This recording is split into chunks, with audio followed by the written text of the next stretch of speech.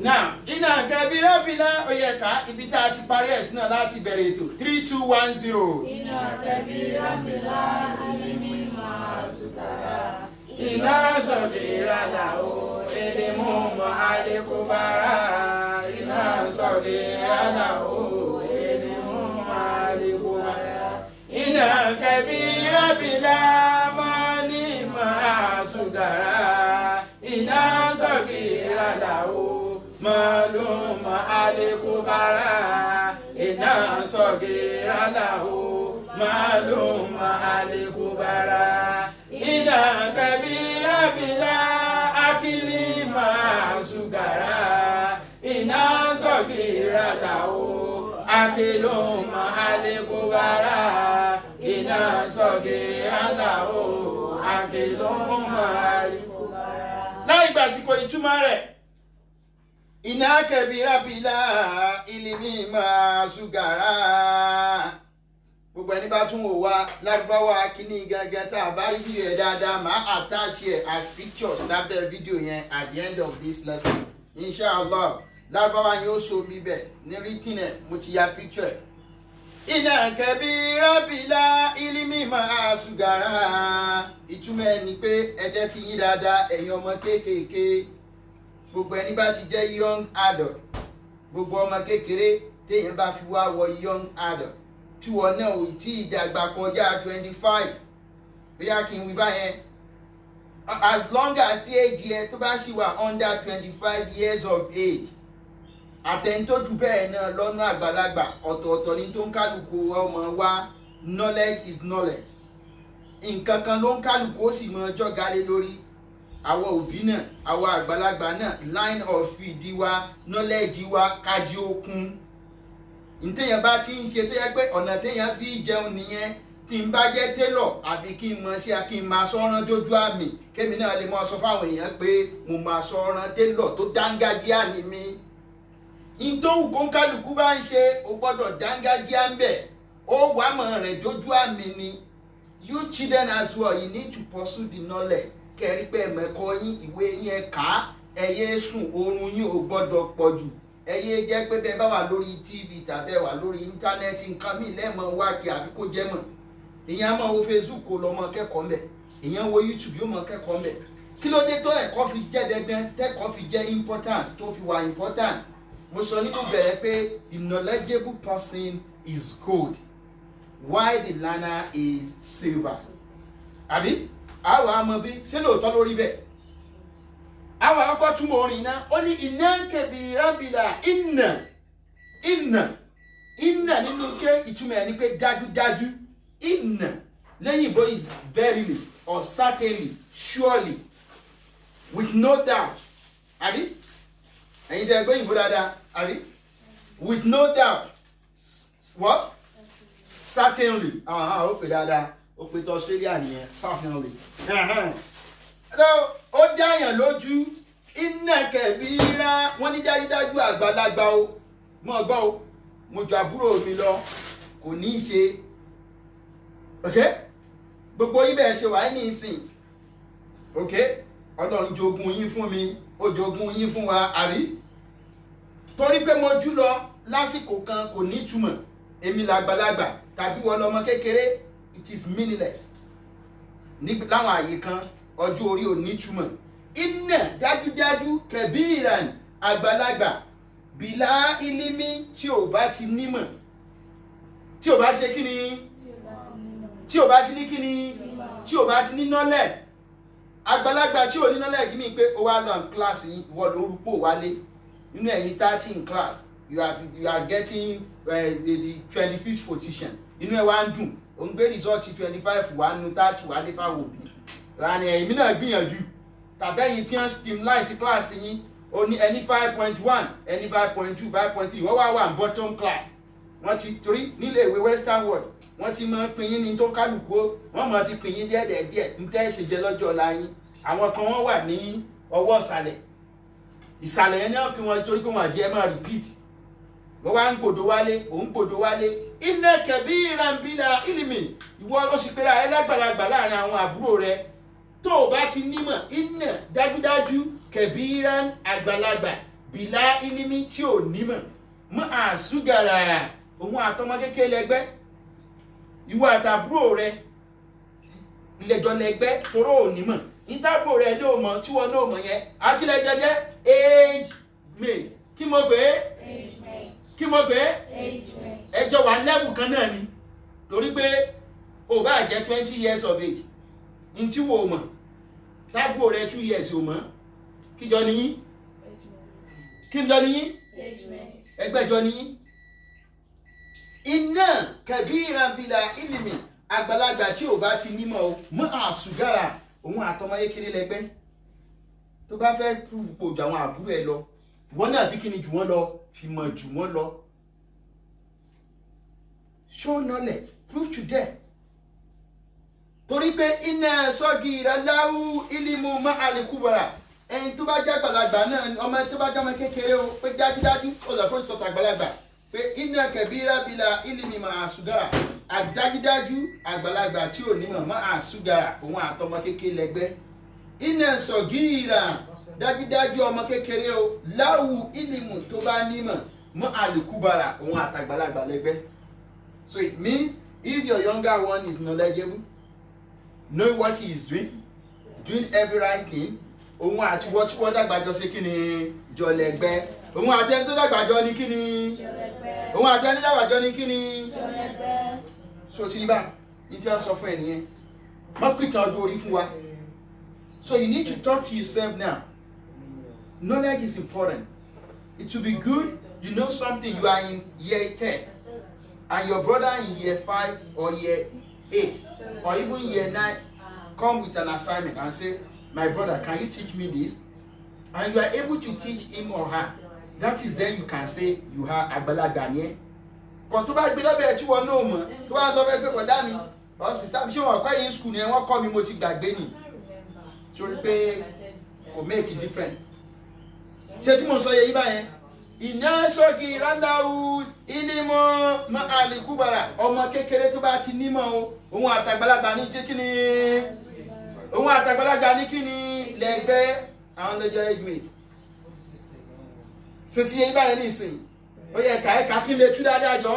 Iná kẹbíra bílà ìlímì má àṣùgàrà iná sọ́gi ìrànláwù ìlímọ̀ má àlékúbọ̀rà iná sọ̀gìrànláwò ìlímù má àlékúbọ̀rà iná sọ̀gìrànláwò ọmọ kékeré iná kẹbíra dájúdájú àgbàlagbà bìlà ìlímì tí ò mọ̀ wíẹ̀ tí ò mọ̀ kéwú tí ò follow instruction àwọn òbí tí ò nímọ̀ kankan kò mọ̀ sí ẹlẹ́ kankan ṣe ọ̀lẹ ni bí wọ́n ní ó fọbọ́ yóò tún fọbọ́ tì kò ní má. Abọ́fífọ̀ is part of knowledge. Ká ṣiṣẹ́ ilé wọ́n ní húfà yàrá ẹ̀ mọ́ dọ̀tí ni kò túmọ̀ húfà wọ́n tún sọ fún bí ẹ ṣe húfà nílé yìí bí ẹ ṣe húfà ní lọ́la àṣẹ bí ẹ ṣe bá kùn mẹ́lẹ́lẹ́ àbí kò yìí mọ́. So mọ́ àṣùgàrà òun àtọmọ kékeré lẹ́gbẹ́ iná sọ̀gìràn láwù ìlímù àbúrò ẹ̀ tó bá mọ gbogbo nǹkan yìí ṣe mọ́ àlékúbọ̀rà òun àti ẹjọ́ lẹ́gbẹ́ o. Iná kẹbíra bílà máa lè mọ̀ ẹgbẹ́ òun sókè ẹyẹkẹyẹ kí n sọ yẹn fún yín. Iná sọ̀gìrànláwò má àlékúbọ̀rà iná sọ̀gìrànláwò má àlékúbọ̀rà. Iná kẹbíra bílà máa lè mọ̀ àṣùgàrà ẹ̀wá rí àgbàlagbà ó bílà amọ̀lì tí ò bá lówó máa ṣùgàrà òun àtọmọ kékeré lẹ́gbẹ́. Ẹ̀yin ọmọ kéékèèké bó bá fẹ́ lówó tó bá dàgbà àfi kó kí ni kó mójútẹ́kọ̀ọ́ rẹ torí tó bá ti lówó máa ṣùgàrà ìwà àtọmọ kékeré lẹ́gbẹ́ torí pé iná sọ̀gìrànláwò màlúù má àlékúbọ̀rà iná sọ̀gìrànláwò màlúù má àlékúbọ̀rà. Iná sọ̀gìrànláwù ọ̀rọ̀ ọmọ kékeré dájúdájú ọmọ kékeré làwù tó bá jẹ́ pé mọ́lú ó bá lówó má àlékúbọ̀rà òun àtàgbàlagbà lẹ́gbẹ́ tó ti bẹ̀ tó ń bá lówó ìwọ tán ní kó máa ṣiṣẹ́ ẹlòmíín nínú yín age of 7, 9, 8, 9, 10, 11 ní western world ẹ̀yin náà ti ń ṣiṣẹ́ ẹ ti ń ṣiṣẹ́ wákàtí kan iṣẹ́ wákàtí méjì ìwọ kan wá ń bẹ mi bẹ ó ń lọ sọ̀lẹ́ bí iṣẹ́ wọn wá mọ fún ẹ ní shift ẹnìkan wá ń bẹ kò sọ̀lẹ́ bí bẹ ó ń wọ̀ hard working wọn wá fún shift torí pé kò dáa tó o gbọ́dọ̀ prove yourself responsible ni ẹgbẹ́ abẹ́ ẹ̀kọ́ bá yẹn sórí kí ló tún wá tẹ̀lé iná kẹ̀mí rábìlá akílí máa ṣùgàrà iná sọ̀gìrà làwọ̀ akíló máa alikubara iná sọ̀gìrà làwọ̀ akíló máa alikubara. iná kẹ̀mí rábìlá akílí mọ̀ túbọ̀ ó ní dájúdájú àgbàlagbà o ẹ̀ tó bá ló ń dàgbà nínú yín tẹni èmi mo ju àwọn àbúrò mi lọ èmi là kọ́ bí tàbí èmi ní kejì àbí èmi ní kẹta àníìdì tán yẹn bìlà akílí ẹni tó bá jẹ́ pẹ̀lágbà tí ò bá ti ní akílù kí ni jẹ́ akílù ẹ máa ń jẹ́ akílù àlà akílù kí ni mo bẹ̀rẹ̀ ẹ pé ẹ rán mú pé àyìn yẹn àlè akílù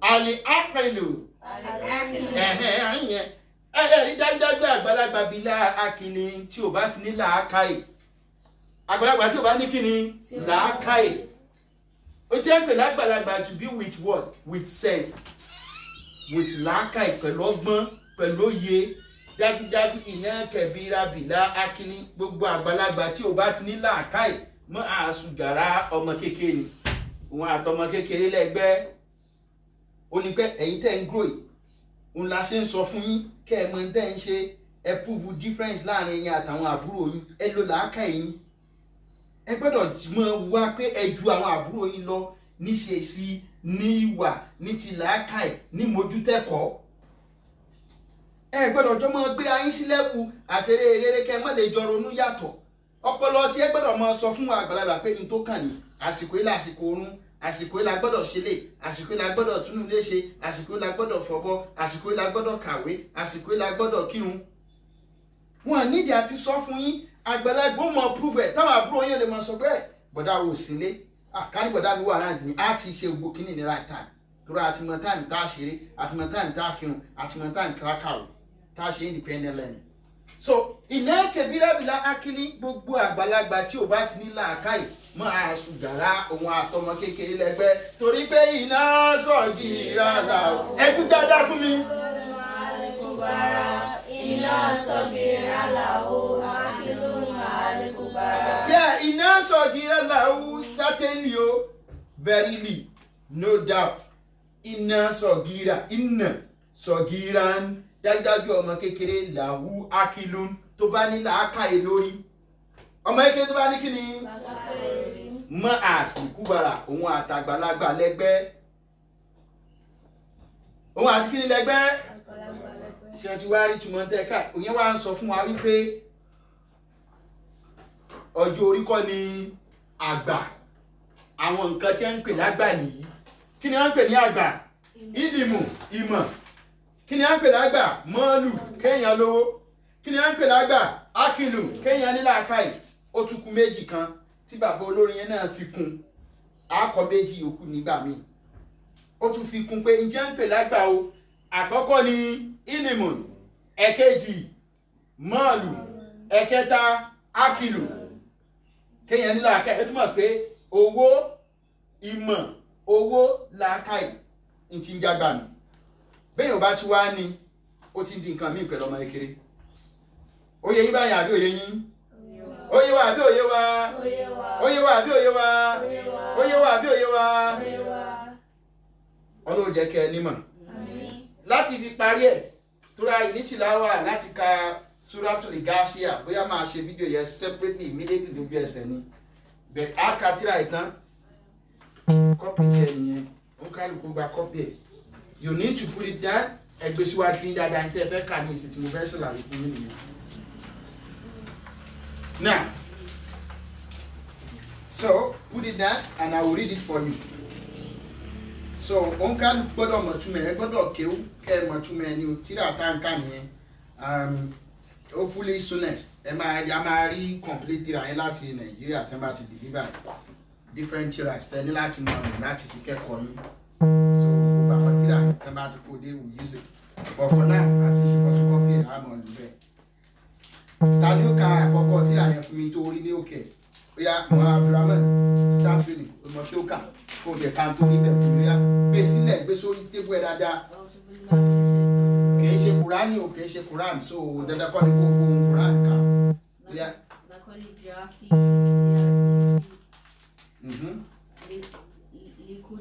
Likudisi faili funi kobula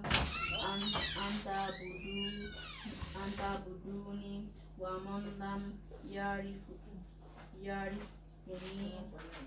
fa kaifa yabuduni. That's good. Takbir. Ó túmọ̀ sí pé ọmọ kéwú ká nìyẹn kìí ṣe Kùránì nìkan lèyẹn gbọ́dọ̀ mọ̀ ká nu kéwú ẹni kéwú tó o bá ti rí lẹ gbọ́dọ̀ lè kà gbogbo àríbá ṣe kọ́ yín kéwú yẹn ń ka kéwú ni gbé tí a yẹ sórí tébù ẹ̀ dáadáa àfàrà yìí gbé sórí tébù ẹ̀ dáadáa. Now tíra tá ń pè ní wọ́n pè ní tíra fàwákìú gbogbo ọmọ tí tó bá gbogbo ẹni tó bá wà online pẹ̀lú àtàwọn tí ó mọ̀ ká lọ́jọ́ wa tí ẹ mọ̀ rí téèyàn bá ní tí a fàwákìú lé àdéníkànmọ́ wa náà gbé wájú bá a ṣe ń ka ìtàǹtù káwọn náà mọ̀ nítumọ̀ rẹ̀ so kọ́lọ́ ń gbà kọ́lọ́ ń jẹ́ kí àwọn ọmọ wa increase ní ìmọ̀ àti ní ẹ̀kọ́ kọ́lọ́ ń ṣe wọ́n lórí ọmọ. Nínú fàwákìú èyí tí bàbá wa kọ́lọ́ ń bá ní sàlékùn kẹ́ wọn Ádámù Abdullahi Al-Olori tí wọ́n kọ ó ní tọ́lábùlì ilimi ìbẹ̀rẹ̀ rẹ̀ mú wáyé tọ́lábùlì ilimi faridotun ala kulli muslimi wa muslima òkè rẹ̀ nìyẹn ṣé ogun yìí abẹ́ rí ibi tí bá gba tíra yẹn dé fún yín máa ní ẹbí stop sí so how to continue nígbà míì so bá ṣe máa kọ nìyẹn òun kálukú yín sì gbọ́dọ̀ rẹ̀ rí láti ka fún mi kó sì máa sọ túmẹ̀ so mi kàn teach yín for free wọ́n pé mo kàn rojọ́ dàlẹ́ mi rojọ́ dàlẹ́ o ka tíra yẹn ẹ̀yin ló dẹ̀ mọ́ tu what do you want Martin yes so you look at it and I will say it I will tell you the meaning so ẹ̀yin náà láti mọ̀ ẹ̀dẹ̀ lè sọ túmọ̀ fún mi anytime yẹn náà ń pè pé èèyàn gba tíra ṣé tí mo sọ yìí èèyàn ní jẹ́ pé ẹ̀ ń kéjùmọ̀ kéwú so gbogbo tí mo sọ you must know the meaning ìwọ tó sọ Yorùbá dáadáa o gbọ́dọ̀ mọ gẹ́ẹ̀tì Yorùbá yẹn bó ti fẹ́ sọ dé ìbò fún rẹ iṣẹ́ ti ẹnu so mi ìṣe òyìnbó báyìí tọ́lábùlì ìlìmì ẹ̀ka tẹ̀lé mi kéèyàn wá ìmọ̀ faridotun ọ̀ranyàn ni alákùlì lórí gbogbo mùsùlùmí ẹni tó bá pera rẹ̀ ní mùsùlùmí ìyẹn lórí gbogbo ẹlẹ́sìn àlàáfíà wà mùsùlùmí àtẹlẹ́sìn àlàáfíà lóbìnrin ó túmọ̀ sí pé ká wá ìmọ̀ is a must fún mùsùlùmí lọ́kùnrin àti lóbìnrin tọ́lábùlì ìlímì faridotun tọ́lábùlì ìlímì wíwá ìmọ̀ faridotun ọ̀ranyàn ni bẹ́ẹ̀ bá ṣe fẹ́ kàn ẹlẹ́mọ̀ ọjọ́ tí nǹkan kókó wọn sílẹ̀ fúnra yín láti mọ̀ túmọ̀ yẹn is up to you èmi ni pé tí n bá ti ní kẹ́ ẹ tú fún mi you must read it and know the meaning of it alright tọ́lábùlì ìlímì wíwá ìmọ̀ faridotun ọ̀ranyàn ni ala kulli muslimi lórí gbogbo mùsùlùmí lọ́kùnrin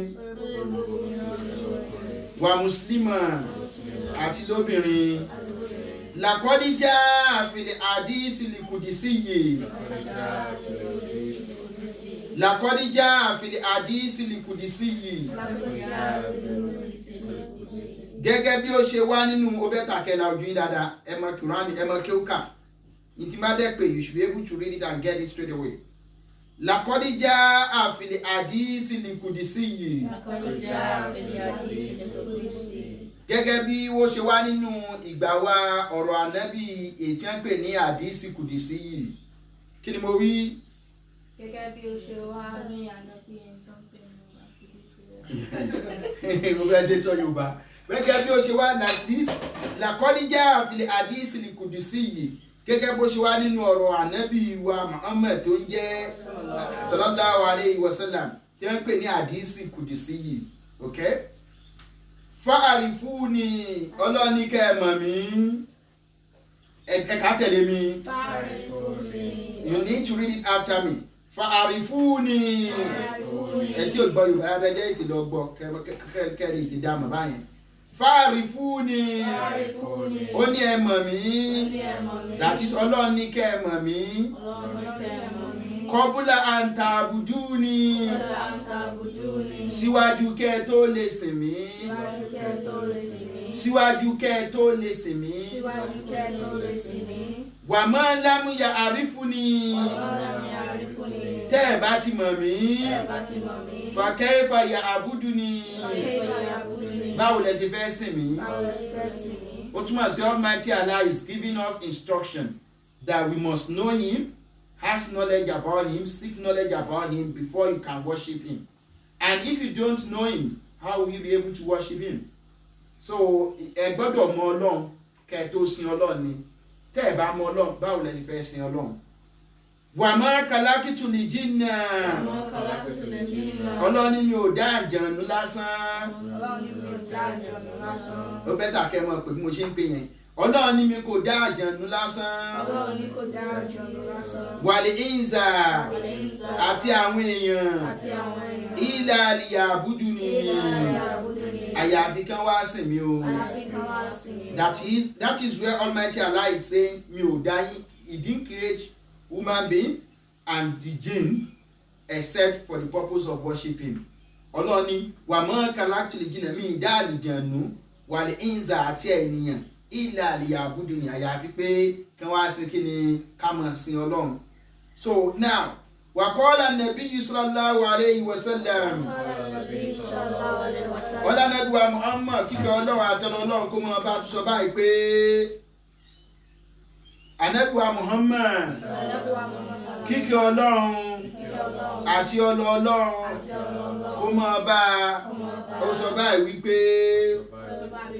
tọ́lábàlì ìlìmì tọ́lábùlì ìlìmì kí èèyàn máa wá ìmọ̀ fàrídọ́tún ọ̀ranyàn ni ala kulli mùsùlùmí lórí gbogbo mùsùlùmí lọ́kùnrin wàlì mùsùlùmá àti lóbìnrin wàkọ́ọ̀lá aliyu karamallahu wajhahu wọ́n ní ẹni tó ti ń jẹ́ àlíyù ó náà sọ báyìí kí Ọlọ́run kó bá ní pọ́n iwájú rẹ̀ lé ok kọ́lọ́n bá ní kẹ́ ok kí ni mo sọ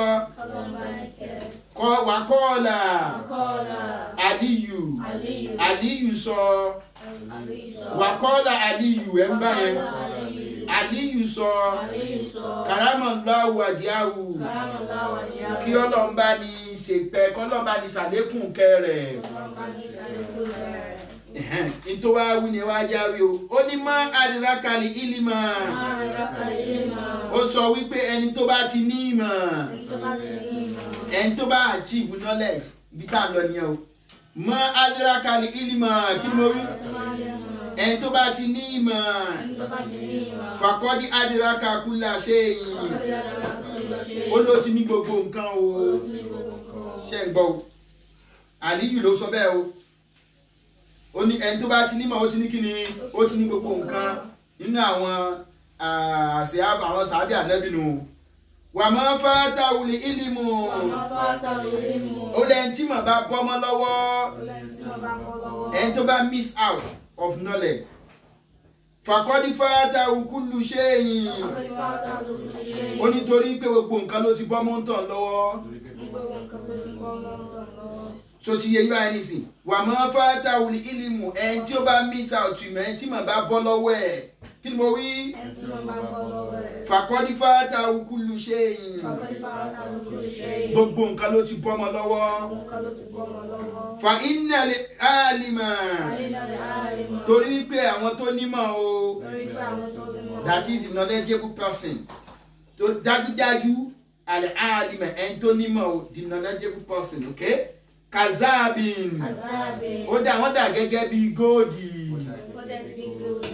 wọ́n ní wọ́n dà gẹ́gẹ́ bí kí ni gold wali muta'allima ẹ̀yin akẹ́kọ̀ọ́ kalifida ó lẹ́ẹ̀dà gẹ́gẹ́ bí silver ṣe ẹ̀tìrí tó kó tí mo wá fún yín tí mo fi ṣe topic ibi tó ti wá nù pé òun ló sọ bẹ́ẹ̀ o pé ẹni tó bá nímọ̀ o àwọn onímọ̀ dà gẹ́gẹ́ bí gold wálé muta alima ẹ̀yin tẹ́ ń kẹ́kọ̀ọ́ kàlífìdà ẹ̀dà gẹ́gẹ́ bí kíni silver wàsáyìrà nẹ́ẹ̀sì ó lẹ̀ ráwọn èèyàn wo jókú o ẹni tí ò bá ti jó ní mímọ̀ tí ó sì jẹ́ kí ni ẹni tí ń wá mọ̀ ó ní àwọn èèyàn yòókù o kàrọ̀sáàsì ó ní wọ́n dà gẹ́gẹ́ bí ṣùkú àgbàdo kí ni mo pè é ṣé ẹ mọ̀ tí jẹ́ ṣùkú àgbàdo àgbàdo tẹ́ bá jẹ àgbàdo tán ṣùkú ẹ̀ tí bá máa ń jẹ kọ́ọ̀n bíbí yóò jẹ àgbàdo lẹ́nujọ́ mẹ́ta inú ilé yìí kí lórúkọ ẹ̀ èyí tó ṣẹ́kù lára rẹ̀ yẹn tẹ́ bá ti jẹ kọ́ọ̀n yẹn tán the waste kí lẹ pè é kí ló pè é bọ́ ẹ̀ ṣé kọ́ọ̀bù ló ń jẹ́ so ìyẹn ní ṣùkú àgbàdo sọ ti pé òfin wọn wé nǹkan gidi àwọn kan tiẹ̀ táwọn bá fẹ́ tu wọ́n dà gẹ́gẹ́ bí bullet because wọ́n máa dayé láàmú ni ṣe ìwé máa ń yàn ní bullet ọta àbọ̀n àbí because they will be destroying things pẹ̀lú àìmọ̀kan wọn ni so ibẹ̀ yẹn la máa stop sí so you need to know the meaning from the beginning to the end now in tí mo kà fún yín tí ò bá yẹ tí ò gbọ́ Yorùbá dáadáa nu yín àǹfààní tẹ́ni ni pé ó ti wà YouTube ó ti wà ní no kò sí YouTube orí mi ṣe YouTube eléyìí ó wà ní Facebook ẹ̀yin náà lè lọ wò ó kẹ́ wá mọ gbọ́n tí mo wí yẹn kẹ́ mọ́ tún kà fúnra yín by tomorrow mi fẹ́ mọ bẹ́ẹ̀ fẹ́ lo break time yín you must be able to read it and tell me the meaning ẹ kà ẹ dẹ̀ sọ túmọ̀ tí mo kà fún yín bí mo ṣe kà á fún yín yẹn lẹ́sìn kalẹ̀ ẹ̀kọ̀ kan tọ́lábùlì ìlímì káwá ìmọ̀ fàrídọ́tùn ọ̀ràn yẹn ni aláàkúlì mùsùlùmí lórí gbogbo mùsùlùmí lọ́kùnrin wà mùsùlùmọ̀ àti lóbìnrin làkọ́díjà àfìlẹ̀ àdìsí gẹ́gẹ́ bó ti sọ̀rọ̀ nínú àdìsí kùdìsí fàrífúni ọlọ́ọ̀ni ẹ̀mọ̀ mi kọ́bùlà àǹtà àbùdí ní síwájú kẹ́ tó sì mí pàmò lámìyà àrífúni tẹ́ẹ̀ bá mọ̀ mí fàkẹ́ ìfàyà àbùdù ní báwo lẹ fẹ́ sìn mí. So you can go and re-listen to this on video. And on listen, see, you must be able to read it for me perfectly with the meaning. Oye yin àbí oye yin? Oye wa àbí oye wa? On kálùkù ti ní tí a mo ti ṣe tí a on kálùkù fún báyẹn. You need to know it. Ọlọ́run ṣe ń lolo ọmọ. Yóò bá ní bàdà fún wa. Pàtàkì mọ̀ nìyẹn. You don't need to write because it's already written for you on this. Eléyìí tó wà lójú bọ́ọ̀dù ilẹ̀ máa kọ parí sílẹ̀. The meaning, it's up to you. You just have to know it. Either you're going to memorize it or whatever. You must be able to read it. Mi ò ní kẹ́ ẹ mọ̀ lórí yányán ní pé ẹ mọ̀ ká nínú ìwé ẹ dẹ̀ mọ̀ tú fúnra yín. Báwa náà ṣe kọ́ ni Ọlọ́run fi mọ̀ ní. Tó bá ti ń yá tá bá ti ń kọ́ bí wọ́n ṣe ń sọ Lárúbáwá yóò jẹ́ wà more easier fún yín. Oyè àbí òye? Oyè àbí òye? Ṣé bóyá ká ṣe tìláwà wa pọ̀ once and for all now? Àbí ká kọ́ ti eléyìí? And we do the we cut it and start the tilawa afresh, so that could get two separate. Ṣé ẹ fẹ́ bá mi wò ṣé ká cut ẹ̀ ní àbí á continue tilawa?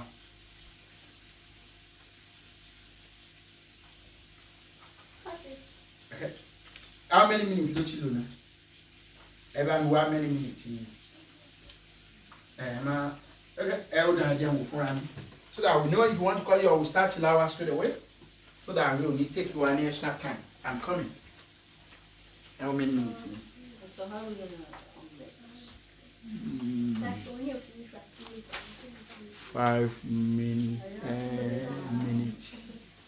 Minutes. Okay. Okay. Let's start with the tilawa then. Minute. Yeah. The next thing is tilawa to the Quran. Take your Quran. Inshallah, we're starting reading from the Quran tilawa, which you start from Surah to Ghashiyat.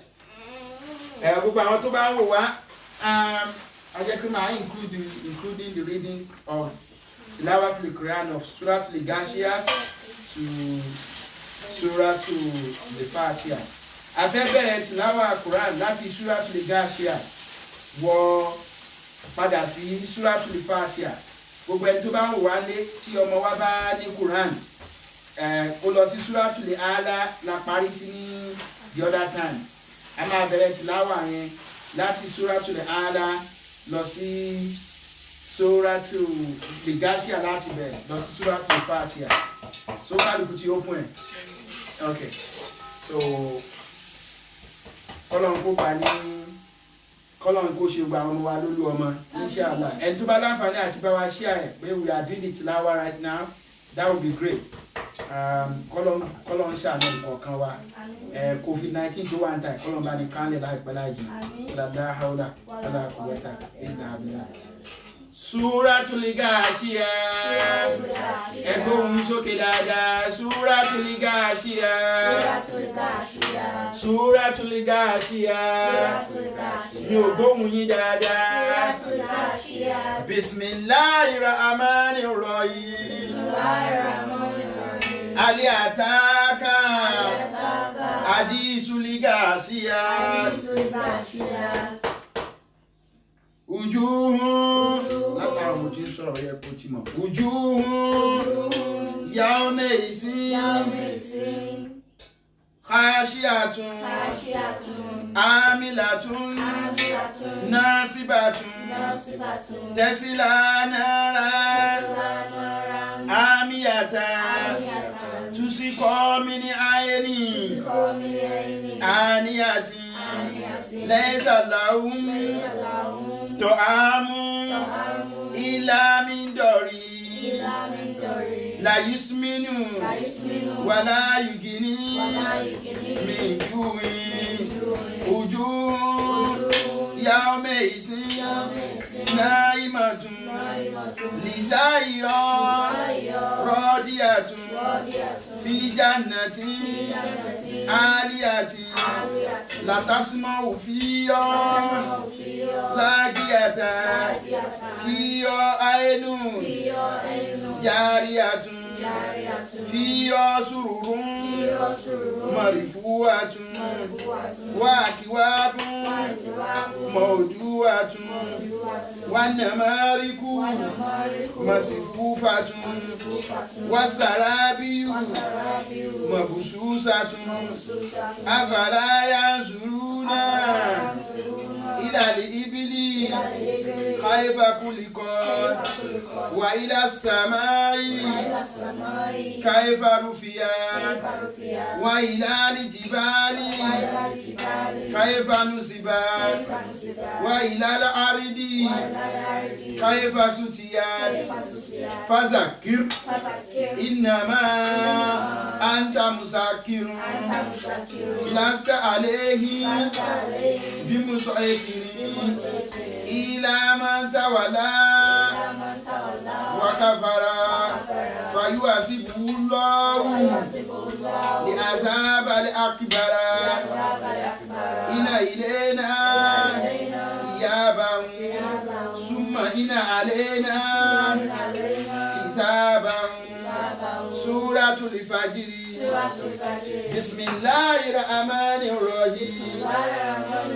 Wal fajri wa layalin asri wasafwi wal watri wa layli isa yasri alif zalika qasamun isi ijri alam tara kayfa fa'ala rabbuka biyadi irama satili imadi alladhi lam yuklaki misluha fil biladi wa samuda lazina jabu sakara biliwadi wa firyauna sili autadi الذين طغوا في البلاد فاكسروا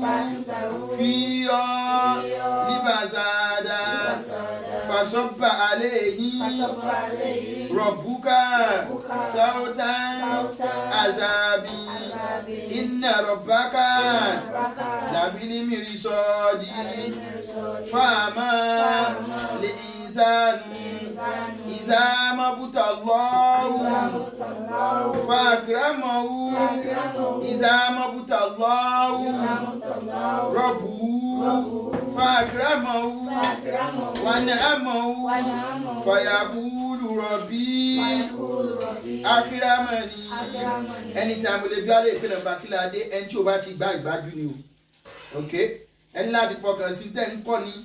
Ok? Anytime tí n bá dẹ̀ pé nǹkan tó bá wrong ẹ gbọ́dọ̀ correct mi ni. وَأَمَا إِذَا مَا فُتَحَ اللَّهُ فَقَدَرَ عَلَيْهِ رِزْقَهُ فَيَقُولُ رَبِّي أَهَانَنِ كَلَّا بَلْ لَا تُكْرِمُونَ الْيَتِيمَ وَلَا تَحَاضُّونَ عَلَى طَعَامِ الْمِسْكِينِ وتأكلون تراثا أكلا لما وتوهبون لمالا بنجما كلا إذا دكت الأرض دكا دكا وجاء ربك والملك صفا صفا وجيء يومئذ بجهنم يومئذ يتذكر الإنسان وأنى له ذكرى يقول يا ليتني قدمت لآياتي فيومئذ لا يعذب عذابه أحد ولا يوثق وثاقه أحد يا أيتها النفس المطمئنة ارجعي إلى ربك راضية مرضية فادخلي في عبادي وادخلي جنتي. سورة البلد. بسم الله الرحمن الرحيم.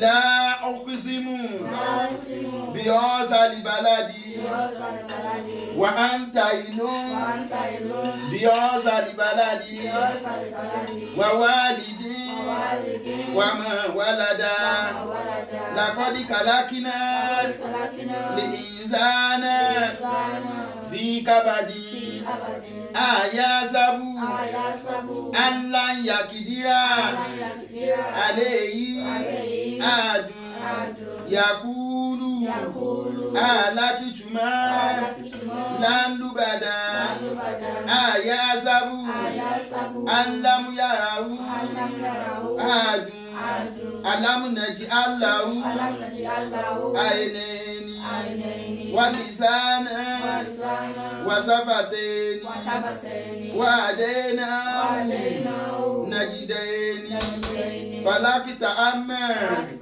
العقبة وما أدراك ما العقبة فك رقبة أو إطعام في يوم ذي مسغبة يتيما ذا مقربة أو مسكينا ذا متربة ثم كان من الذين آمنوا وتواصوا بالصبر وتواصوا بالمريم أولئك أصحاب الميمنة والذين كفروا بآياتنا أصحاب المسيامة عليهم نار موصدة. سورة الشمس. بسم الله الرحمن الرحيم. وشمس وضحاها. mi ò gbọ́ dáadáa. Again. Mi ò gbọ́ dáadáa. Suratu Samsi wà ní Suratu mo ní kẹ́ ẹ lọ há sórí. You must know it off hand. Okay? Bismillahir Rahmanir Rahim. Bismillahirrahmanirrahim. Wasamsi wa duwaha. Wali qamari iza talaha. Wan nahari iza jalaha. Wal layli iza yaghsha. Was samai wa ma banaha. Wal ardi wa ma taha. Wa nafsin wa ma sawaha. Falyamha fujuraha wa taqwaha. Qad aflaha man zakaha. Wa qad khaba man dassaha.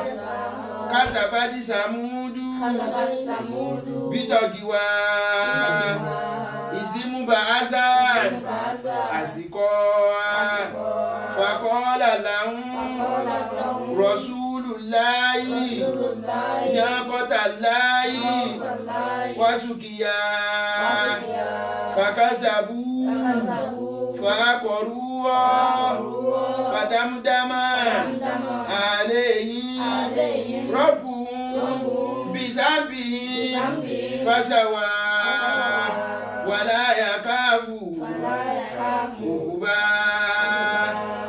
Ìjà ẹni ẹ̀ka tó tiẹ̀ tí mo sọ́ọ́dù Samson ọ̀la ìlú lórí ni. You know? Do you want to try often without looking at the Quran? Yeah. Wọ́n láti gbóhùn sókè dáhùn. أعوذ بالله من الشيطان الرجيم بسم الله الرحمن الرحيم والشمس والضحى والقمر إذا تلاها والنهار إذا جلاها والليل إذا يغشاها والسماء وما بناها والأرض وما طحاها ونفس وما سواها فاليوم فجرها وتقواها قد أفلح من زكاها وقد خاب من دساها كذبت ثمود بالتقوى إذ انبعث أشقاها فقال لهم رسول الله ناقة الله وسقياها Wakasabu فعقروها فدمدم عليهم بذنبهم فسواها ولا يخاف عقباها. Takbir! Yes, well done. You tried. You only made one mistake, so you can still do better. And so you need to know Samsi, Surah to Samsi offhand, Surah to Layli offhand, and Surah to Dua, which we going more expect came out Dua do it. Anyway, talo ti ni emi to asuri ni. Well, I know, I just don't know the rest of the 2.5 lines. So 2.5 lines. Just like nothing like that. You need to know it offhand. Do you want to try it? Come a bit on my day. Then we need to carry on with the tilawa. Yeah.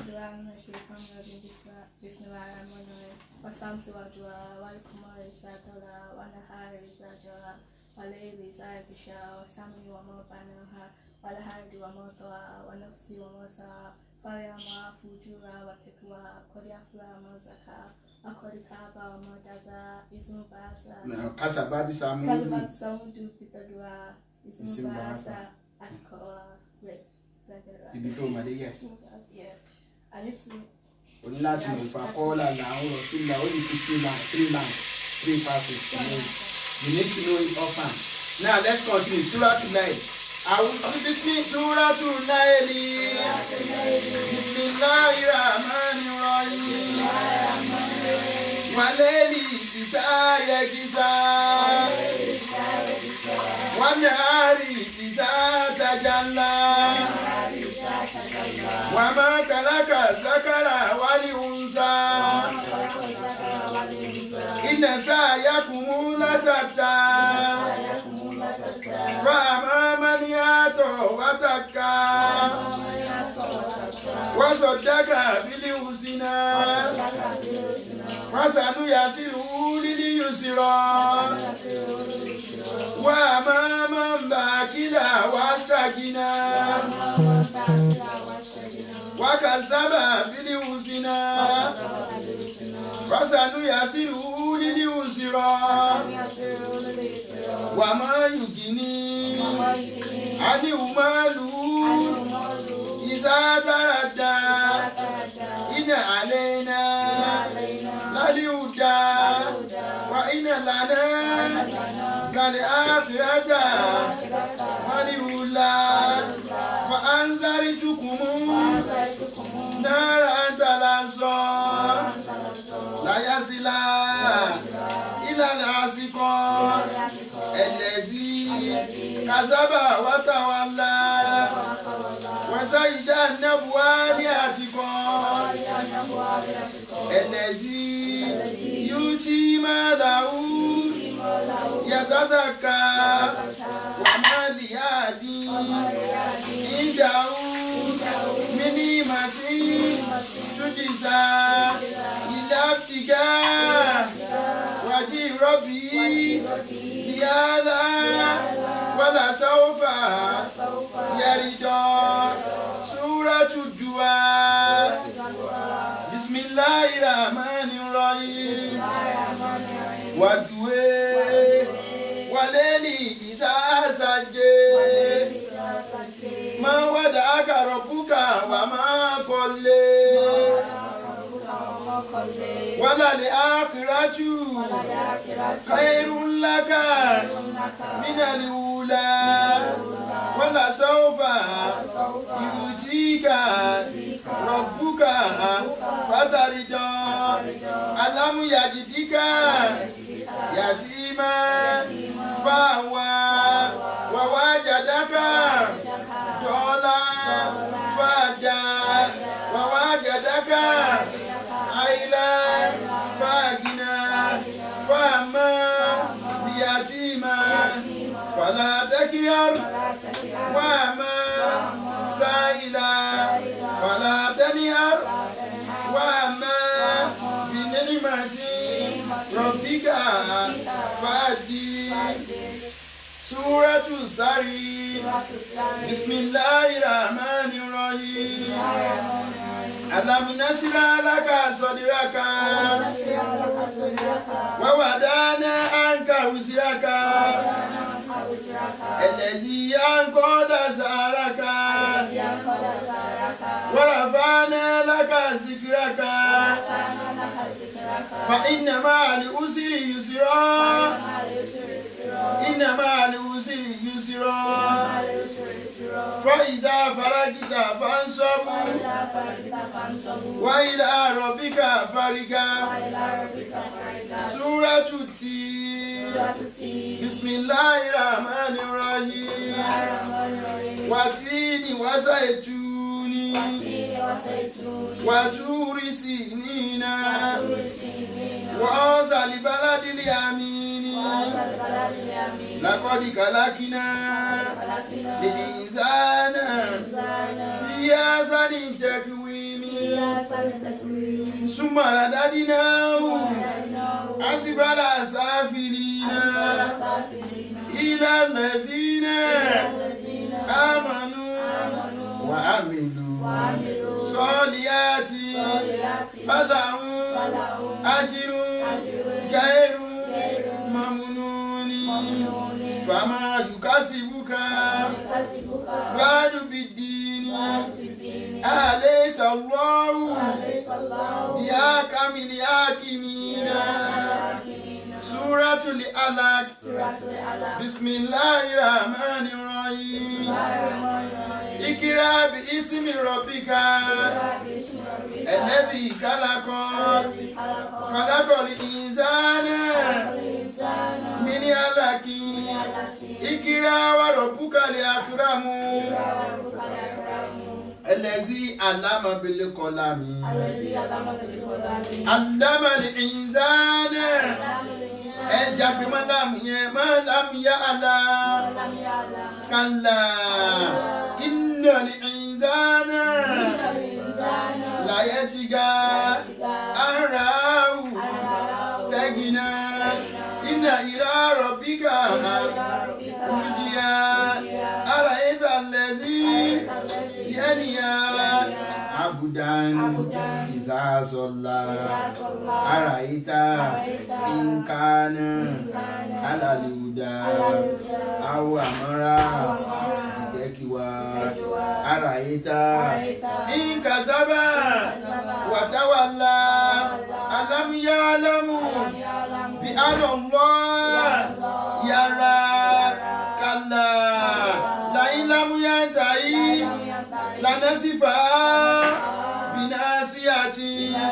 ناصية كاسبة خاطئة فليدعو ناديه سندعو سبانية كلالا توتيو مسجد a máa forí kalẹ̀ láàrin ni ẹni bá ń wò wá ìwọ náà forí kalẹ̀ tọrọ tó bá fẹ́ lọ́dọ̀ Ọlọ́run. Ọlọ́run ẹ̀mí ọgbẹ́ ẹ̀mí rí ẹ̀mí mọ̀ Ọlọ́run bá ní fẹ́yìn ọmọ wa o Ọlọ́run ṣe yín lọ́mọ àwa lábí o ṣe yín lọ́mọ dúpẹ́ láyé máa fi tọrọ ọmọ la hawla wala quwwata.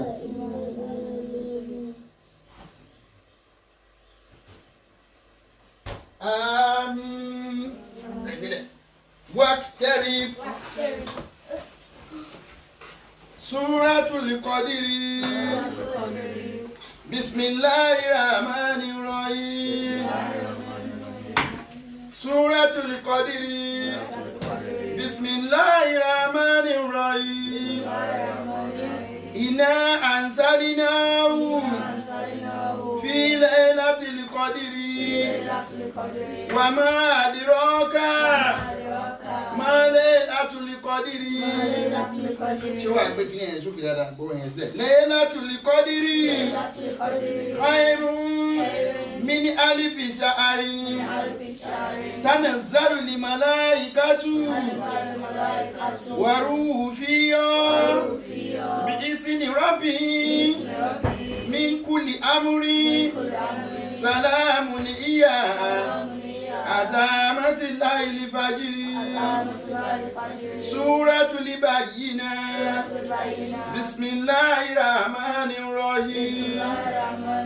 Lam yakunu lazina kafaru min ahlil kitabi wal mushrikina munfakina atatiyahum libayyinatu rasulun minallahi yatlu sufan mutahharatan fiha kutubun qayyimatun wa ma tabaraka alladhina utul kitaba illa min ba'di ma ja'atuhum libayyinatu wa ma umiru illa liya'buduna mukhlisina lahu dina hunnafa wa yuqimu salata wa yutu zakata wa zalika dinul qayyima innal ladzina kafaru min ahlil kitabi wal mushrikina fi nari jahannama khalidina fiha ulaika hum sarul bariya innal ladzina amanu wa amilu soliyati ulaika hum khairul bariya jazaohum inda rabbihim jannatu adnin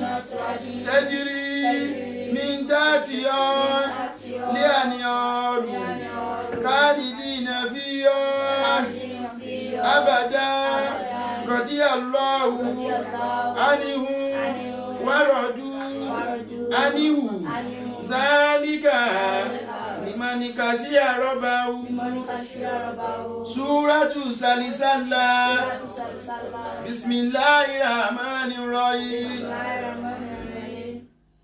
Iza sulisilati aridu silisala wa akarajati aridu asikola wa qala lil insanu mala yawma isin tuadisu akabara ربك أوعى يومئذ يصدر الناس أشتاتا ليروا أعمالهم فمن يعمل مثقال ذرة خيرا يره ومن يعمل مثقال ذرة شرا يره سورة العاديات بسم الله الرحمن الرحيم والعاديات ضبوا فالموريات قديا فالمغيرات سبوا فأثرن به نكيا فوسطن به جمعا إن الإنسان لربه لكنود وإنه على ذلك لشهيد وإنه لحب الخير لشديد أفلا يعلم إذا بشر ما في القبور وأنزل ما في صدور إن ربهم بهم يومئذ لخبير سورة القارعة بسم الله الرحمن الرحيم القارعة والقارعة وما أدراك ما القارعة يوم يكون الناس كالفراش المبثوث وتكون الجبال كالعهن المنفوش فأما ما ثقلت موازينه فهو في عيشة راضية وما خفت موازينه فأمه هاوية وما أدراك ما هي نار حامية سورة التكاثر بسم الله الرحمن الرحيم ألهاكم التكاثر حتى زرتم المقابر كلا سوف تعلمون ثم كلا سوف تعلمون كلا لو تعلمون علم اليقين لترون الجحيم ثم لترونها عين اليقين ثم لتسألن يومئذ عن النعيم سورة الياسر بسم الله الرحمن الرحيم والعصر إن الإنسان لفي خسر إلا الذين آمنوا وعملوا الصالحات وتواصوا بالحق وتواصوا بالصبر سورة الهمزة بسم الله الرحمن الرحيم ويل لكل همزة لمزة الذي جمع مالا وعدده يحسب أن ماله أكلده كلا لا ينبذن في الحطمة وما أدراك ما الحطمة نار الله الموقدة التي تطلع على الأفئدة إنها عليه مصدة في يمد ممددة سورة الفيل بسم الله الرحمن الرحيم ألم تر كيف فعل ربك بأصحاب الفيل ألم يجعل كيدهم في تضليل وأرسل عليهم طيرا أبابيل ترميهم بحجارة من سجيل فجعلهم كعصف مأكول. ẹyẹ já kápọ̀ láti Suratul Quraysh ṣe gbọ́dọ̀ mọ̀ yẹn. Bismillahirrahmanirrahim. Suratul Quraysh. Bismillahirrahmanirrahim. Li'ilafi Quraysh ilafihim rilata shita'i was-sayf. فليعبدوا رب هذا البيت الذي أطعمهم من جوع وآمنهم من خوف. سورة الماعون. بسم الله الرحمن الرحيم. أرأيت الذي يكذب بالدين فذلك الذي يدعو اليتيم ولا يحض على طعام المسكين الذين هم عن صلاتهم ساهون الذين هم يراءون ويمنعون الماعون. سورة الكوثر. بسم الله الرحمن الرحيم. إنا أعطيناك الكوثر فصل لربك وانحر إن شانئك هو الأبتر. بسم الله الرحمن الرحيم. سورة الكافرون. بسم الله الرحمن الرحيم. قل يا أيها الكافرون ẹgbọ́n sókè dáadáa. ما تعبدون ولا أنتم عابدون ما أعبد ولا أنا عابد ما أعبد ولا أنتم عابدون ما أعبد لكم دينكم ولي دين. سورة النصر. بسم الله الرحمن الرحيم. إذا جاء نصر الله والفتح ورأيت الناس يدخلون في دين الله أفواجا فسبح بحمد ربك واستغفره إنه كان توابا.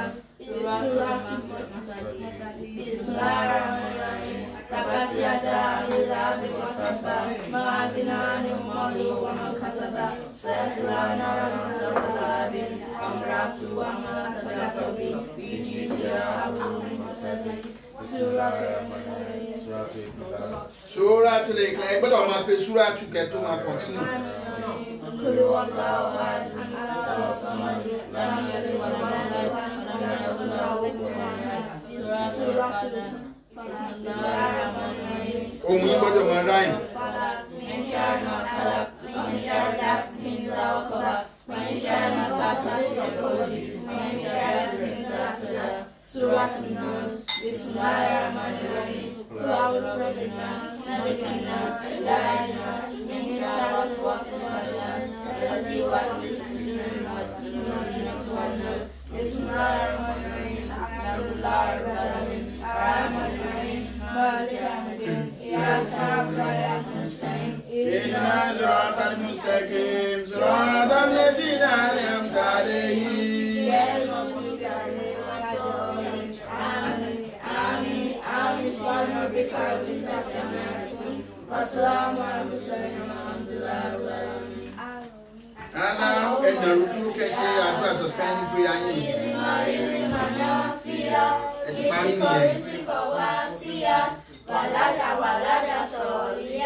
Bàbá tí ní abí Mósè bá ṣe ẹgbọ́n yín sókè dáadáa. Kí ló ń ṣe yìí? Àwọn ń bẹ̀ ọ́. Kò fún wa ní mímọ̀ tó wúlò, kò fún wa láìsíkí tó pọ̀, àtọmọ tó dára, kó wá ṣọ́ wa Ẹ̀yin tẹ́ ẹ sọ̀rọ̀ bẹ́ẹ̀ yẹn voice ní disturb wa. kò tún wá ṣọ́ wa.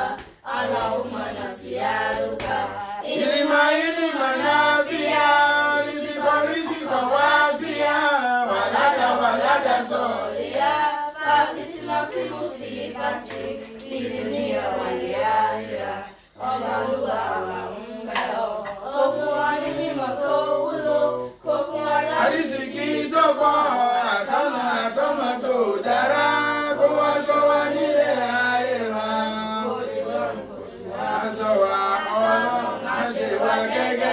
ẹyẹ.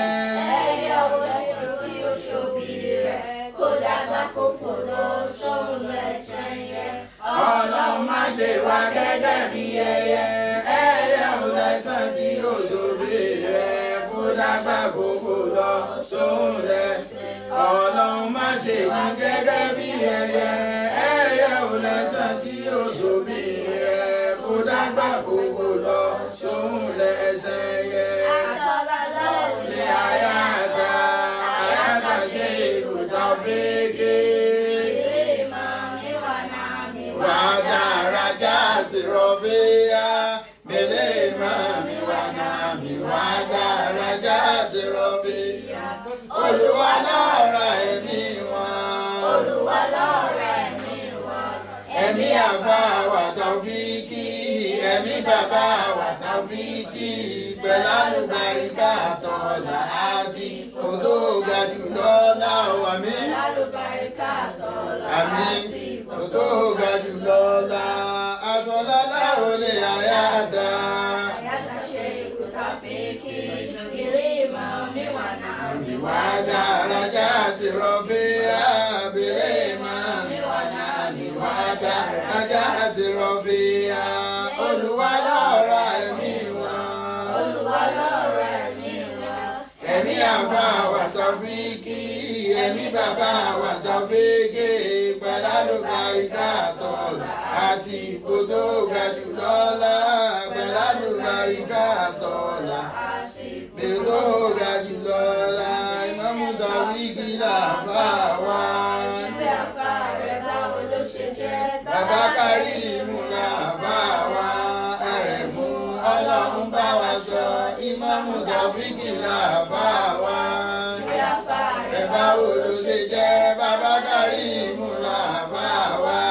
Àrẹ̀mú Ọlọ́run bá wa sọ. Ìmámù Tàòfíkì làfà wá. Ilé àfà rẹ̀ báwo ló ṣe jẹ́? Bàbá Kàrímù làfà wá. Àrẹ̀mú Ọlọ́run bá wa sọ. Sẹ́yìdìtù àbúsítù. Wálé tẹ̀lé múná àsìbáàtà máa ń la kàrífù àtà. Làkọ́lí sẹ́yìdà lùkọ́rí wàtá máa ń sẹ́mi àwò. Wàjà àlìsò máa ṣe òdò àyà wà máa yí ta. Wàjà àlìsò máa ṣe òdò àyà. Subhana rabbika rabbil izzati amma yasifuna. Wassalamu ala al-mursalina. Walhamdulillahi rabbil alamin. Ìbẹ̀lẹ̀ la fi ẹ̀kọ́ ilé ìparí sí gbogbo tí mo kọ́ yín pàápàá ní tírà tí a ṣe gbà yẹn. You can go back on Facebook in téèyàn máa watch nu ẹ lọ Wabillahi Tawfiq ẹ watch in tí mo present fún yín. I'm not going to teach you that again. You can watch it again and again for yourself. You understand, you read and know the meaning of what you've just been taught. Likewise, gbogbo ìta kọ́ lójú bọ́ọ̀dù náà. So it's there for you for revision. It's there for you forever. So emu kẹka níbẹ̀. Inshallah we'll continue again tomorrow. Whenever Atabai ti wà online, àwọn èèyàn máa rí àtúnkọ́ ẹ̀kọ́ tuntun mi. Kì í tún ṣe lè mọ́ nǹkan mi látúnkọ́. Ó láìpẹ́ ká yìí sọ̀rọ̀ nípa àmọ́ náà tàbí ká bọ́ sí another topic mi. Ó dẹ̀ ká ìfẹ́ lo Quran. A lo àyà Quran láti support ṣé lóòótọ́ ni ká wá mọ̀. Ìyẹn la máa tú lọ́la pé kí l'Ọlọ́run sọ náà Quran nípa àmọ́ gangan. A ka Quran á tú. Ìyẹn fi jẹ́ kó yé wa pé knowledge is important. Then a dẹ̀ bọ̀ sí another topic mi tí ò ní jẹ́ mọ̀mọ́ yóò tún bọ́ sí nǹkan mi. Pẹ̀yìn tá à ń ṣe yìí kí ni purpose of doing it? Kí láǹfààní ẹ̀? A gbọ́dọ̀ prove ẹ̀ fúnra wa pé Ọlọ́run wí bẹ́ẹ̀, àdìtì wí báyìí, àwọn èèyàn náà wí báyìí, ó sì wúlò báyìí. Àǹfààní tá à ń ṣe lélẹ̀ kọ́lọ́run kó bá ní ìbádà fún wa. Gbogbo àwọn ọmọ wa Ọlọ́run jẹ́ wọn sóríire. Gbogbo ẹ̀yin tẹ́ ń wò wá ẹ̀tún bá ní iṣẹ́ ẹ̀ fáwọn èèyàn lọ́tún lósì náà káwọn náà jàǹfààní nǹkan yẹn. Ó ṣeé ṣe especially àwa tá a wà ní western world kí nǹkan yìí mọ́ kọ̀ mọ́ tá a bá ṣe àyẹ̀ tẹ́lómi náà rí táwọn ọmọ wọn náà kà kí wọ́n bá jàǹfààní ẹ̀ ara pé àwa náà wúlò fún ìlú náà nù kọ́lọ́n ṣàánú ẹnìkọ̀ọ̀kan wa COVID-19 tó wà ń ta ìpọ́lọ́ bá ní kálẹ̀ láìpẹ́ láì jìnnà ọ̀là subhana rabbika rabbil izzati amma yasifun wassalamu ala mursalin walhamdulillahi á lè jẹun kádẹ̀ lọ kí Maghrib lásìkò ẹ̀ bá ti wọlé sallu ala nabiyil karim.